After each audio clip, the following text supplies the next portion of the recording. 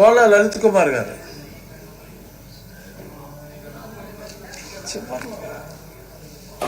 ధన్యవాదాలు అధ్యక్ష. మా జిల్లాలో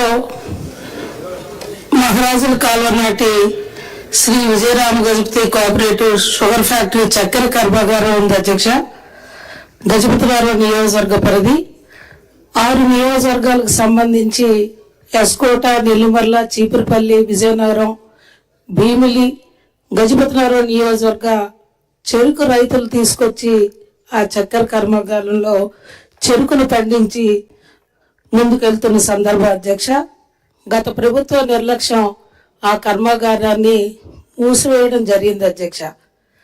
మరి అందులో పనిచేస్తున్న ఉద్యోగులు, కార్మికులు సుమారు 280 మందికి జీతభత్యాలు ఇవ్వకుండా వాళ్ళని కాలయాపనతో ఇబ్బంది పెట్టారు అధ్యక్ష గత ప్రభుత్వం. మరి తమ దృష్టిలో ఈ సమస్యను పెడుతూ భవిష్యత్ రోజుల్లో ఎంఎస్ఎంఈ పార్కుల ద్వారా ఈ చక్కెర కర్మాగారాన్ని మరలా పునర్నిర్మాణానికి శ్రీకారం చుడతారని ఈ కూటమి ప్రభుత్వం దృష్టిలో పెట్టడం కోసం, అదేవిధంగా అందులో పనిచేస్తున్న ఆ ఉద్యోగుల, కార్మికుల యొక్క జీతాలు మరియు పిఎఫ్ గ్రాంటుల్ని పెద్ద మనసుతో మరి వాళ్ళ కుటుంబాలన్నీ వీధులు పడ్డాయి అధ్యక్ష. వాళ్ళ కుటుంబాలని, ఆ కార్మికుల్ని, ఉద్యోగస్తులను ఆదుకోమని సత్వరం వారి యొక్క ఏవైతే చెల్లింపులు ఉన్నాయో పెద్ద మనసుతో కూటమి ప్రభుత్వం వారి జీతాలు మంజూరు చేయమని, నిధులు కేటాయింపు చేయమని, భవిష్యత్తు రోజుల్లో కర్మాగారాన్ని పునర్నిర్మించి మరి మా ప్రాంతాల్లో ఉన్న ఒకే ఒక్క చక్కెర కర్మాగారం అధ్యక్ష ఇది పునర్నిర్మాణానికి శ్రీకారం చుట్టాలని గౌరవ ముఖ్యమంత్రి వర్యులని, కూటమి ప్రభుత్వాన్ని కోరుకుంటూ నమస్కరిస్తున్నాను అధ్యక్ష. ధన్యవాదాలు అధ్యక్ష. డెఫినెట్గా అందరికీ అవకాశం ఇవ్వాలనే నిశ్చయంతో ఉన్నాం. అందుకని ముందుగా పేర్లు ఇచ్చిన ఫస్ట్ ప్రయారిటీ పెట్టి మధ్యలో ఏళ్ళు ఎత్తే వాళ్ళకు కూడా ఇస్తాం. కానీ ఫస్ట్ చీఫ్ విప్ గారు ఇచ్చిన పేర్లు అయ్యే వరకు ఒకసారి ఏళ్ళు ఎత్తే చాలు, అన్నీ నేను నోట్ చేసుకుంటున్నాను. కాబట్టి పదే పదే కోనగారిలాగా వేలు ఎత్తక్కర్లేదని చెప్పి తెలియజేస్తూ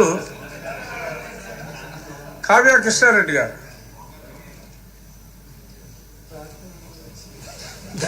ధన్యవాదాలు అధ్యక్ష. ఇది రాష్ట్ర వ్యాప్తంగా ఉన్నటువంటి హౌసింగ్ సమస్య. ప్రతి పేదవాడికి కూడు, గూడు, గుడ్డ ఉండాలనేది చెప్పినటువంటి మహానుభావుడు నందమూరి తారక రామారావు గారు. ఆ మోటివ్తో ఏర్పడిన పార్టీ మన తెలుగుదేశం పార్టీ. గత 2019 నుంచి 24 మధ్య కాలంలో పేదవాళ్ళందరూ కూడా కాలనీలు శాంక్షన్ అయినప్పటికీ వైఎస్ఆర్సీపీ పార్టీ వాళ్ళు మాత్రమే ఇల్లు కట్టుకున్న కారణాన వాళ్ళందరూ మన పార్టీకి సంబంధించిన వాళ్ళందరూ కూడా ఇల్లు కట్టనీయకుండా ఇబ్బంది పెట్టినటువంటి పరిస్థితులు గత 5 సంవత్సరాలుగా జరిగినాయి. ఇప్పుడు కొత్తగా వచ్చే స్కీమ్లో ఈచ్ కాలనీకి 2.5 లక్షల రూపాయలు, అదేవిధంగా ఎస్టీలకి అయితే 75,000, ఎస్సీలకి అయితే 50,000. నిన్న అదృష్టం కొద్దీ మన ముఖ్యమంత్రి వర్యులు బీసీలకి అందరికి కూడా 50,000 రూపాయలు అదనంగా ఇచ్చేటట్టుగా ఈరోజు ఈ స్కీమ్ను రూపొందించడం జరిగింది. అయితే గతంలో అధికారులు టార్గెట్ కోసం ప్రతి ఒక్కరూ కూడా బీపీఎల్ కింద అంటే బిలో బేస్మెంట్ లెవెల్లో కట్టుకున్నారని అబద్ధపు సర్టిఫికేట్లు ఇచ్చిన కారణాన వాళ్ళందరూ కూడా పాత రికార్డుల్లో పాత కాలనీల కింద మంజూరై ఉన్నాయి. వాటిని కొత్త కాలనీ లిస్టులకి ట్రాన్స్ఫర్ చేయగలిగితే ఈరోజు ప్రతి పేదవాడు ఇల్లు కట్టుకోవడానికి అవకాశం ఉంటుంది. ఇప్పుడు కొత్త రేట్ల ప్రకారం ఇల్లు కట్టుకుంటే ఎస్టీలకైతే 3,20,000 వస్తుంది. అదే పాత స్కీమ్ కింద అలాగా కొనసాగితే 1.5 లక్షల రూపాయలు, ఎన్ఆర్జీఎస్ కింద 30,000 కలిపితే 1,80,000 వస్తుంది. కానీ కట్టుకునేది ఇప్పుడు కాబట్టి ఆ పాత ఉన్నటువంటి అకౌంట్ హోల్డర్స్ అందరినీ కూడా ఈ కొత్త స్కీములకు ట్రాన్స్ఫర్ చేస్తే బాగుంటుంది అనేది ఒక సూచన ప్రజల నుంచి వస్తుంది అధ్యక్ష. ప్రజల్లో ఈరోజు కొత్తగా సచివాలయంలో ఎన్రోల్మెంట్కి పోయినప్పుడు ఆల్రెడీ మీకు కాలనీ శాంక్షన్ అయ్యింది, బీబీఎల్ కింద ఉంది, నాన్ స్టాండర్డ్ కింద కాబట్టి కొత్త కాలనీ మీరు రిజిస్టర్ చేసుకోవడానికి లేదన్నారు. ఈరోజు కొత్త కాలనీలకి పాత లిస్టుకి మధ్య 1.5 లక్షల రూపాయలు పబ్లిక్ నష్టపోతుంది. పెట్టేవాడిని అడిగేది, కొట్టేవాడిని అడగరు. కాబట్టి కొట్టే ప్రభుత్వం పోయి పెట్టే ప్రభుత్వం వచ్చింది కాబట్టి ఈ పెట్టే ప్రభుత్వం పెడతది అనే దానికి పేదవాళ్ళని అందరినీ కూడా కొత్త స్కీమ్లోకి తీసుకొస్తే అందరూ కూడా ఇల్లు నిర్మించుకోవడానికి అవకాశం ఉంటుందనే విషయాన్ని గుర్తుంచుకుని తప్పకుండా కొత్త లిస్టులోకి కొత్త స్కీమ్లోకి దాన్ని ట్రాన్స్ఫర్ చేయవలసిందిగా మీ ద్వారా ప్రభుత్వాన్ని కోరుతున్నాను అధ్యక్ష. ధన్యవాదాలు అధ్యక్ష. జోయాక జగదీశ్వర్ గారు.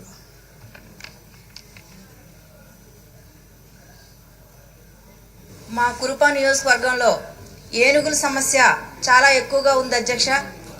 ఎందుకంటే ఏనుగులతో పాటు కుక్కలు కూడా మనుషుల ప్రాణాలు తీయడం జరుగుతుంది. ఇదివరలో కూడా చెప్పడం జరిగింది. మరి చాలా రకాలుగా రైతులు కూడా పొలాలకి వెళ్ళడానికి ఇబ్బంది పడుతున్నారు అధ్యక్ష. అలాగే మరి ప్రతి ఒక్కరు కూడా ఏనుగుల వల్ల రోడ్డు మీదకి వెళ్తున్నప్పుడు రోడ్డుకి అడ్డంగా ఉండడం వల్ల వెహికల్స్ కూడా ఆగిపోవడం జరుగుతుంది అధ్యక్ష.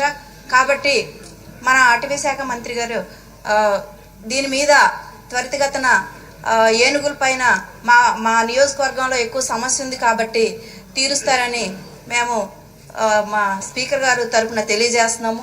అలాగే ప్రతి ఒక్కరు కూడా ఈ సమస్య వలన రైతులు ఎంతోమంది చనిపోవడం కూడా జరిగింది. మరి రైతులకు కూడా మన గవర్నమెంట్ ఉన్నప్పుడు నష్టపరిహారం కూడా అందించడం జరిగింది అధ్యక్ష. మరి కుక్కలతో మరి చాలామంది చనిపోవడం జరిగింది. మరి కుక్కలు చాలా విపరీతంగా అక్కడ ఉన్నందువలన మరి వీధిలోనికి తిరగడానికి కూడా చాలామంది చిన్నపిల్లలు కూడా భయపడడం జరుగుతుంది అధ్యక్ష. మరి వీటిని కూడా మరి కొద్దిగా ఇవన్నీ సమస్యలు ఉండడం వలన ఇవన్నీ కూడా కొద్దిగా తీరుస్తారని ఈ సందర్భంగా తెలియజేస్తున్నాను అధ్యక్ష. ఏనుగు అని మీరు చెప్పింది డెఫినెట్గా పెద్ద సమస్య, అది మంత్రి గారికి తెలియజేస్తాం. ఈ కుక్కల సమస్య మీరే తీర్చుకోవాలమ్మా. ఎందుకంటే మీరు ఎమ్మెల్యేగా అక్కడ ఉండి కుక్కల గురించి కూడా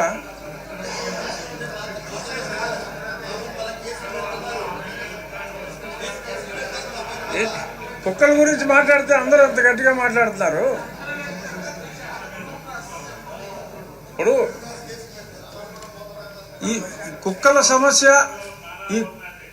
సమస్య ప్రతి దగ్గర ఉంది. అందుకనే మన ఎమ్మెల్యేలు చొరవ తీసుకోవాలి. వాటికి ఫ్యామిలీ ప్లానింగ్ ఆపరేషన్స్ చేయటం, అది కంట్రోల్ చేయడానికి మున్సిపాలిటీ వాళ్ళతో